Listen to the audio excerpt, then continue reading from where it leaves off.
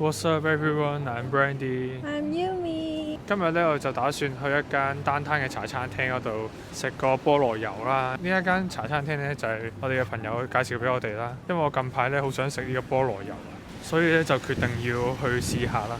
呢3日嘅聖誕咧就勁大霧啦，同埋係咁 keep 住落雨。我今日都係落雨，仲要唔係細雨添咯。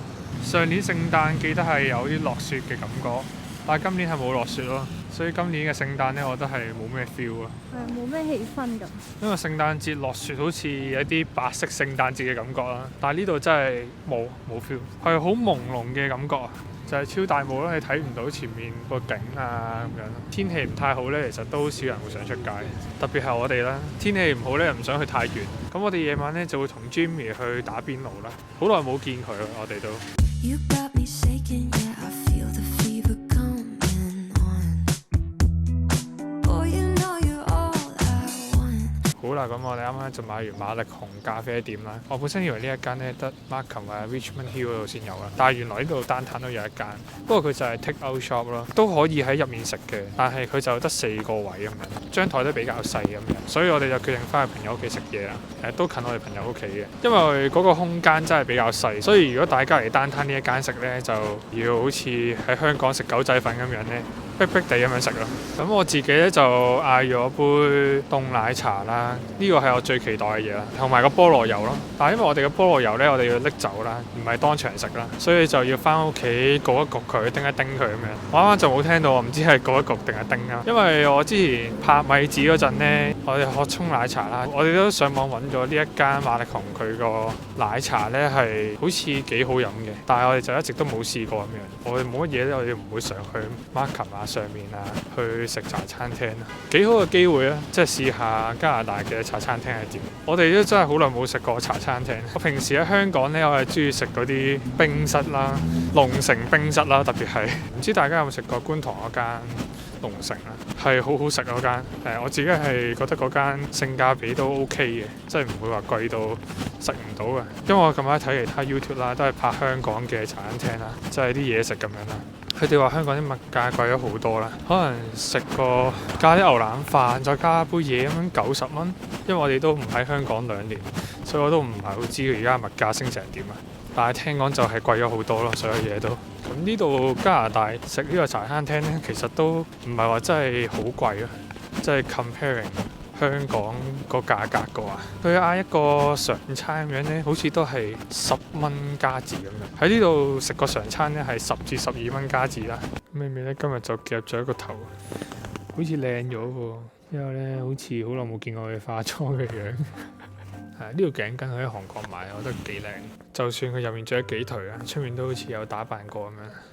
好有茶味咯，有 feel 嘅，即係有嗰個茶餐廳 feel 嘅。好，我就嗌咗個凍奶茶啦，試下先。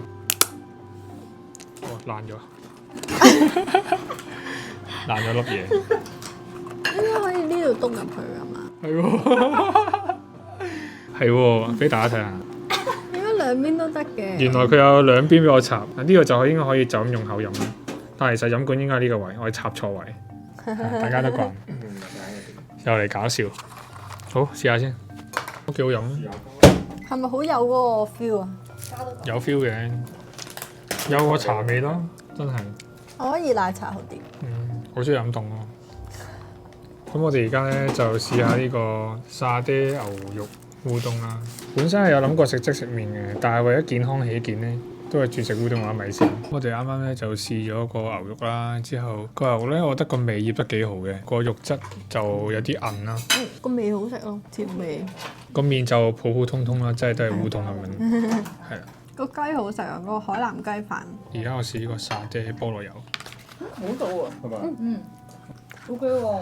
我以為會好濕咯，整個包，但係其實 OK 喎。好 Q 喎，佢個杯成黑，唔知有咩感受。我覺得佢個味真係好好食咯。咪好咯，呢度有感受啦。OK。我中意食佢個即係個皮可以再乾啲、脆啲嗰啲，同埋甜啲。我唔意外。你食咩跌咩？你冇跌咗個包 OK。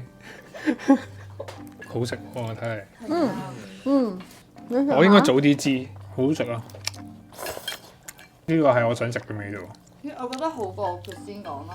你話個包冇咁鬆吧，同埋但我以為係好硬嗰啲，一樣係好實嗰啲，但係其實都 OK 鬆嘅。我覺得個包都幾鬆軟幾正。咁我想好似大過香港啲菠蘿油，即係個 size。香港好細個。俾咗5蚊嘅。應該係。唔係香港都有分有大有細嘅。呢個好食，呢個好認真。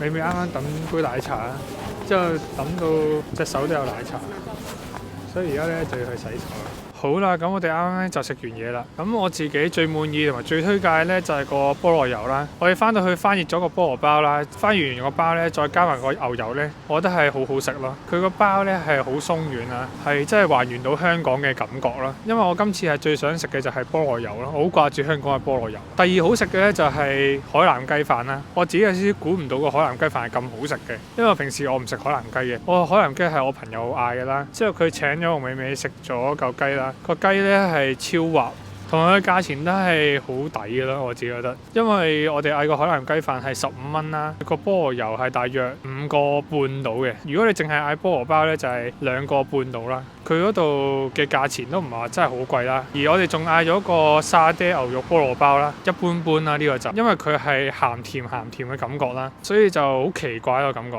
而同埋我自己嗌咗個沙爹牛肉烏冬啦，呢個呢，我自己覺得麻麻地嘅。我覺得個牛肉係醃得幾好嘅，夾埋一齊食呢就冇咩特別咁樣咯。佢唔係好沙爹味重咯。即係佢係夠重味嘅，但係就唔係好沙爹咯。佢啲肉咬落去就有少少韌咯，所以就麻麻地咁樣。咁我哋總共咧就嗌咗2個包啦，1個麵啦，咁就係32蚊咯。我覺得係幾抵嘅，即係每人除翻開都係16蚊一餐啦。而喺Toronto食嘢咧，加埋稅加埋 tips， 你都要19-20蚊一餐咁樣。所以我覺得佢咁嘅份量、咁嘅質素嚟講咧，都係唔錯㗎啦。而個奶茶我覺得都可以試嘅，佢就係好重茶味咯，唔係話好重奶味咁樣。因為喺Toronto食嘢咧，個物價都唔係平啦，所以佢呢間嘢喺咁單攤嘅地方都係賣呢個價錢，我覺得真係好抵啊。同埋佢淨係收 debit card 啦或者 cash 啦。如果大家去嗰度食咧，就記得帶啲 cash，因為落雨嘅關係啦，同埋我哋飲咗奶茶咧，所以我哋就唔係話好想飲咖啡。咁我哋而家咧就會翻去我哋住嗰個地方啦 ，share 下我哋今年咧有啲咩好難忘嘅嘢啦，又或者成年我哋過成點啦？好啦，咁2023年咧就嚟過啦。咁今年我哋咧都經歷咗好多嘢啦。最辛苦嘅時間咧就係我失業咗3個月啦喺 Toronto，所以呢一樣嘢就令到我今年咧成長咗好多啦。同埋我覺得人在外地咧失業呢樣嘢咧真係會令到人好迷茫啊，好擔心。所以我喺呢3個月咧思考咗好多人生上面嘅嘢啦。我將來咧點都要學一啲新嘅技能㗎啦，而唔會係做呢一個行業咁樣。只不過呢個行業咧就會暫時 support 緊我嘅日常生活或者俾我交租咁樣。而我第二個喺2023年好難忘嘅嘢咧，就係美美離開我1個月啦。其實都係我自己獨處嘅時間。當我自己獨處嘅時候咧，我好容易個情緒咧好波動啦，同埋好唔穩定。我要喺一個獨處嘅時間入面咧，要揾翻好正面嘅能量啊，好正面嘅思想咧，咁就係我要學嘅嘢啦。而我都經過呢樣嘢咧，就更加了解自己啦。我覺得今年都覺得好快嘅，好似冇做啲咩咧，其實就又過1年。不過美美就經歷咗好多嘢咯。我諗最深刻嘅話，應該都係去韓國嘅呢個 trip 咯。可能平時去旅行呢，就係可能同啲真係好熟嘅朋友一齊去啊咁樣。但係今次去到呢，有幾日呢係我自己出去，然後我就覺得係真係一個我未體驗過嘅一個感受咯。因為我係好容易緊張嗰啲人嚟嘅，所以呢，平時嘅我呢，可能係要揾好晒資料啊，我要去邊度啊，咁樣我先會安心啲咯。嗰一次去呢，去到後尾嘅時候，我都係有自己去活動啦，即係另一個感受咯。我覺得今年我體會到嘅就係我要去學識點樣去休息咯，因為我一直都唔覺得自己係唔識休息嘅，但係直至去到一個好臨界點嘅時候，先至 realize 到原來自己每一分每一秒都係好緊張咯。即係就算係放假嘅日子啦，我都係會好緊張咁樣去度過，即係可能要我今日一定要做啲咩咁樣。然後去到後尾真係有一次係真係情緒唔係好 OK 嘅時候，先至發現到原來自己係唔識得去休息啦。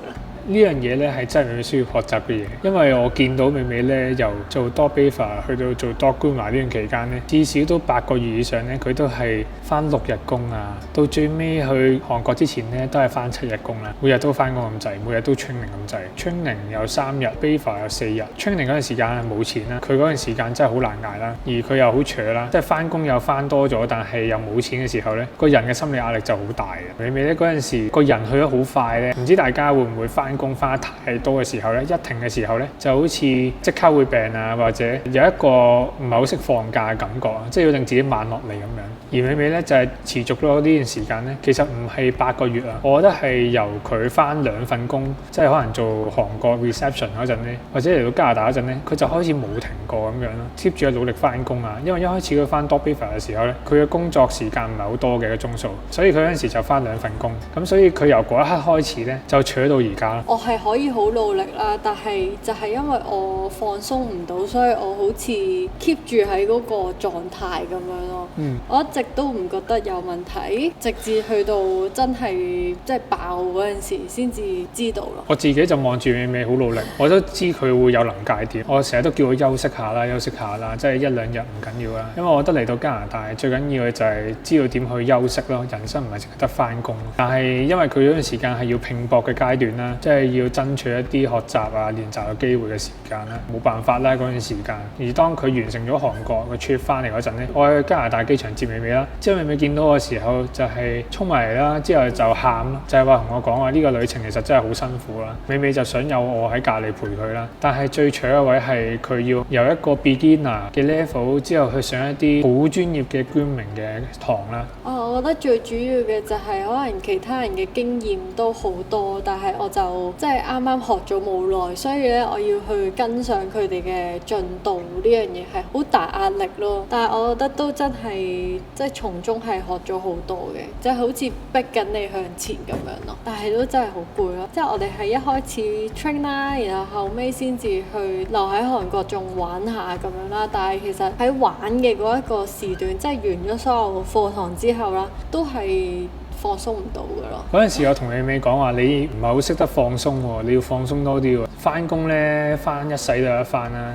所以你呢一刻咧，可以唔翻工嘅時候就唔好翻咁多，因為你日後你都有排翻。休息係為咗更加長嘅路啦，即係好老土咁講，就係為咗休息好你自己 mental 啊，之後更加健康咁樣去成長，去翻工又好，做咩都好啦。如果你一時間好繃緊，就會好似條橡筋咁樣一嘢就爆開咗，個情緒會崩潰啦，或者有啲抑鬱嗰啲就會搞好耐啦情緒。所以我覺得咧嚟加拿大咧，最令到我哋最開心嘅嘢咧，就係唔使翻工翻咁耐啦。即係我自己喺香港翻工嘅時候咧，雖然我翻 full time 唔係一個好長嘅時間啦，但係我嗰陣時翻幾個月嘅 full time barista 係每日嘅12點至到夜晚10點啦呢個間，之後係翻6日一個星期啦，一個月咧係得4日嘅假期啦。所以我覺得嗰陣時咧好似做緊奴隸咁樣，真係好辛苦啦。而人工又唔係高喎，有時候忙啦或者而翻工翻得多咧，唔代表你嘅錢會多咯。呢樣嘢係我好開心，我喺加拿大生活嘅嘢啦，因為我翻工嘅時數係唔需要咁長啦，亦都可以 work-life balance 啊。即係雖然喺度生活咧都唔係話真係咁容易啦，而家經濟都唔係話特別好啦。我見好多人咧為咗可以儲到少少錢咧，其實都係要翻2份工先可以應付到呢度嘅生活嘅。翻一份工咧，如果你人工唔高咧，其實你都係生存緊啦。大家，我唔排除有啲人翻一份工可以揾好多錢啦。所以我覺得咧，即係美美嗰段 training 嘅時間咧係超級辛苦啦，真係冇錢咁滯啦，公司都發生咗好多嘢啦，而佢嘅人生都發生咗好多嘢啦。我自己覺得美美咧係一個好努力嘅人啦，即係佢堅持咗咁耐，但係最尾佢翻到嚟加拿大咧就係攬住我喊啦，之後話好辛苦啊成個旅程，所以我就覺得呢段期間真係辛苦佢啦。因為呢個辛苦嘅時間咧，得到佢好多好好嘅 skill 啦。當然佢仲係需要練習啦，會越嚟越好啦。但係我自己覺得佢真係剪得好好咯。所以如果大家係想 support 佢咧，就可以 follow 佢嘅 Instagram 啦 ，grooming 嘅 Instagram 啦。但係佢成日都覺得自己唔夠咯，即係我明白，永遠都可以進步嘅。所以呢一年咧，其實我哋真係經歷咗好多啦。咁我就希望我哋下年咧會做咩都心想事成啦。亦都希望睇緊我哋呢段片嘅觀眾咧，希望你哋都身體健康啦，同埋心想事成。希望大家都每日開開心心啦。我諗每一年都係呢個願望㗎啦。大家記得 subscribe 我哋啦。咁我哋下段影片再見啦，拜拜。